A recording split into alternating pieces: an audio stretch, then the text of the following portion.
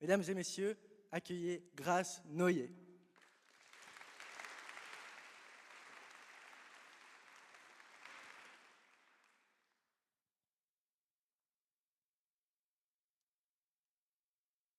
Nous sommes en guerre. Une guerre calme, feutrée, mais violente.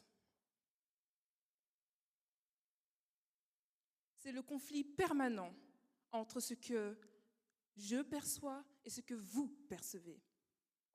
Entre ce que je pense faire et ce que vous constatez réellement.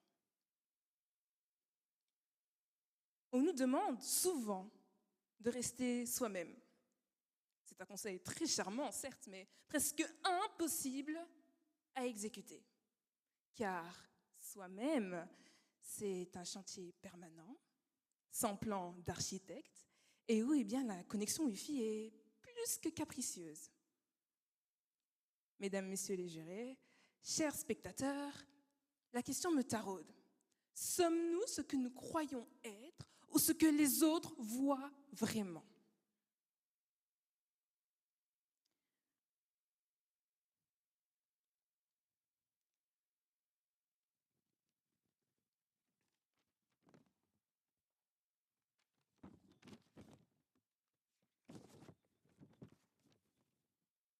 Au fond, nous sommes tous des acteurs de fiction. Nous écrivons nos propres livres, dans notre tête, où nous avons évidemment le premier rôle. Mais le problème, c'est que le public, lui, il regarde tout un autre film. Et c'est là la complexité du montage. Moi, dans ma tête, je coupe tous mes moments d'hésitation, de doute et de silence gênant, pour ne laisser que mes répliques d'esprit.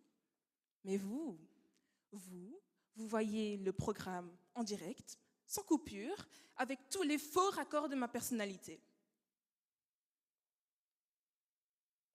Vous voyez les fils qui dépassent de la marionnette, pendant que moi, je me pense parfaitement articulée.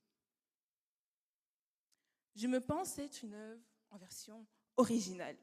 Je connais mes coulisses et mes excuses. Quand j'oublie de me rappeler d'un ami, c'est parce que...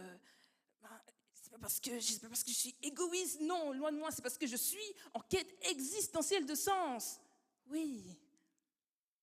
Ou alors que j'ai commencé une toute nouvelle série sur Netflix et que ça m'a complètement échappé.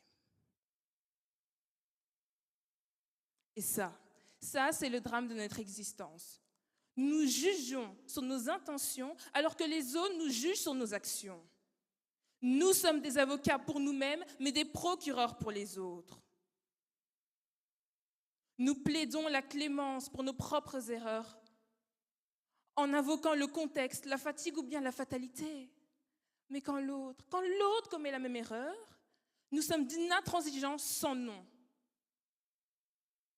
Nous lui refusons de lui accorder ce bénéfice du doute que nous nous octroyons chaque matin devant notre miroir.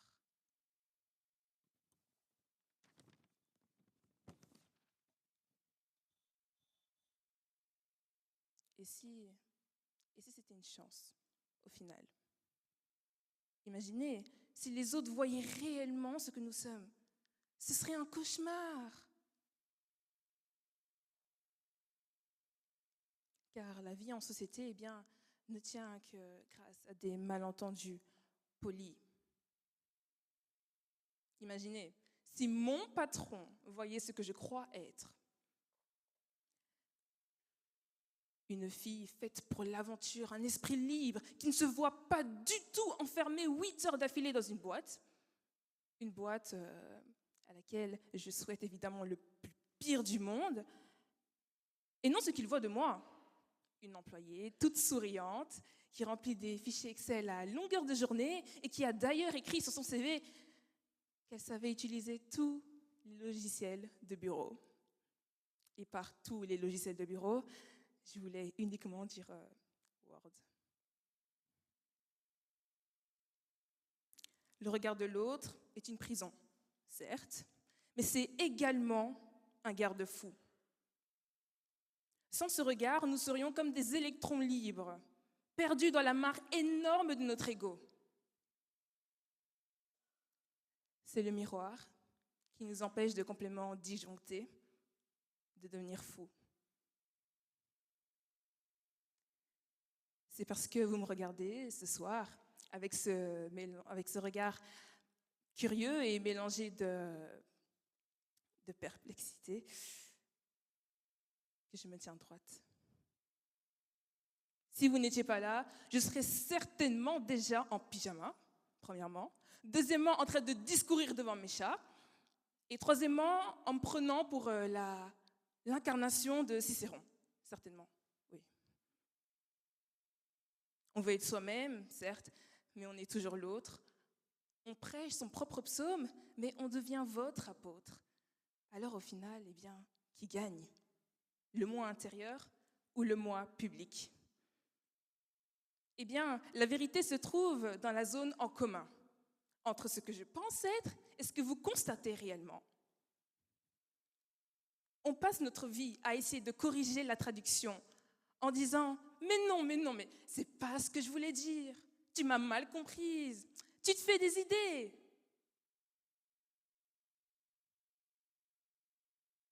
Mais l'élégance, la vraie, c'est de peut-être accepter que notre identité ne nous appartient pas tout à fait. Elle est un cadeau ou bien un fardeau que les autres nous fabriquent. Pour conclure, je dirais que nous sommes comme ces œuvres d'art abstrait. Moi, je me crois être un coucher du soleil sur l'océan, pendant que vous, eh bien, vous voyez un fond gris avec une tache rouge et de la peinture qui coule de partout.